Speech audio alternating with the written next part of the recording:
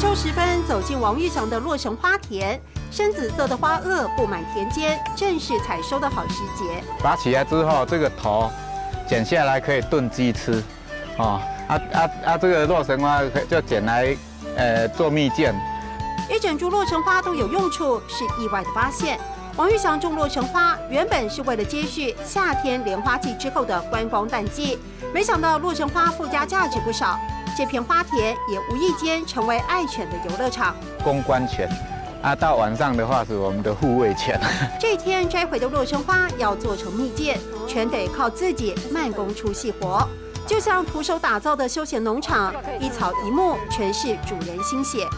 把这个农场当成自己的一个修行的道场嘛，哈，每天扫地嘛，扫地的话扫出一条道路给人走，就是在修道嘛，哈。虽然说没有办法赚到很多钱，但是可以交到很多的朋友。尝一口洛神蜜饯，美好的滋味是辛苦之后的甜美。你要买一些吗？客家话怎么说？可不可以教观众朋友？你会买掉吗？爱买掉位吗？嘿，你会买掉吗？愛買掉位冇，愛買掉位冇。